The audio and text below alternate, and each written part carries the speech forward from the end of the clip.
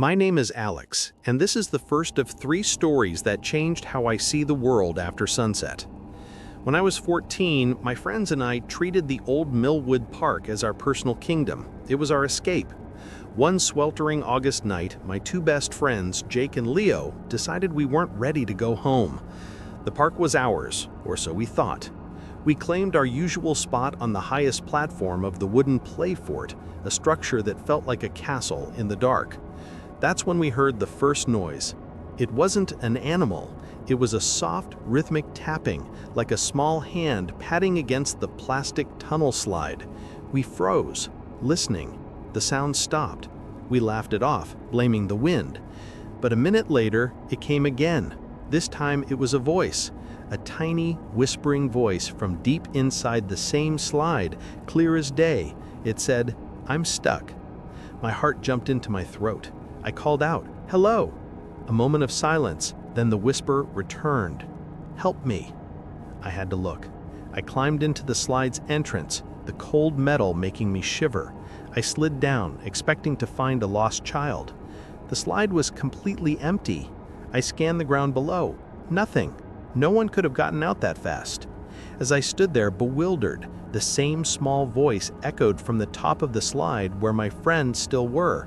It said, "You're it." We didn't wait another second. We ran for our lives, our bikes a blur beneath us. We didn't stop until we were safely in my garage, hearts pounding. But the story wasn't over.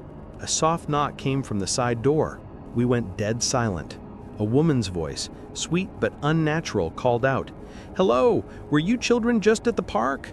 I crept to the window and peered through the blinds. A woman stood there, her face pressed almost against the glass, smiling a smile that didn't reach her eyes. She was staring right at me. I stumbled back, and we hid until the sun came up. We never found an explanation. What was in that slide, and who was that woman? Some games should never be played after dark. The second story isn't from my childhood. It's from 2 years ago. I was going through a rough patch and found solace in late-night walks through Riverside Park. It was my therapy.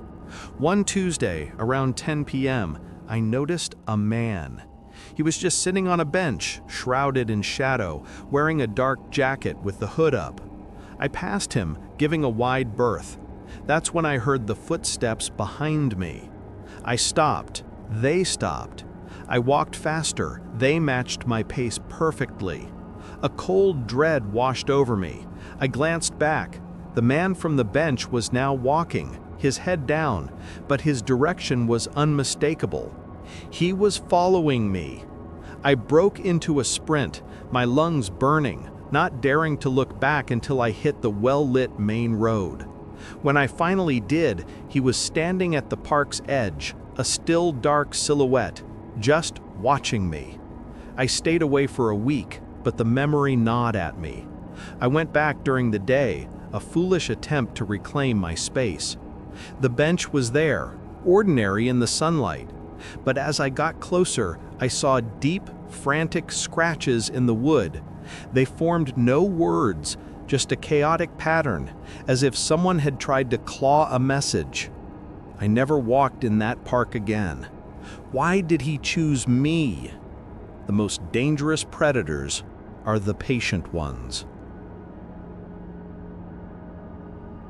My friend Sarah convinced a group of us to go to the cliffside lookout to watch the meteor shower. We arrived around midnight, spreading blankets on the grass. The view was incredible, but the atmosphere shifted when a beat-up sedan pulled into the lot, its engine cutting off but its lights staying on. We tried to ignore it, but then a second car arrived, parking sideways, blocking the exit lane. My friend Mark stood up. "We should go now." But it was too late. Doors opened on both vehicles and figures emerged, moving toward us with a quiet, deliberate speed. We didn't wait to ask questions. We bolted for the tree line, diving into the undergrowth. We could hear them fanning out, their footsteps crunching on the dry leaves. A flashlight beam swept over our heads. We were being hunted. For what? For watching the stars? We crawled on our bellies, thorns tearing at our clothes, until we found a drainage ditch and followed it out of the park. We didn't stop running until we were a mile away, huddled behind a gas station, trying to catch our breath. We never reported it. What would we say? We still don't know what they wanted. The uncertainty is the most haunting part. These three events, from different times in my life, are connected by one thing: a simple, everyday park that became a stage for something terrifying. They serve as a reminder that the world holds shadows we can't always explain. If you've had a similar experience, I need you to let me know in the comments.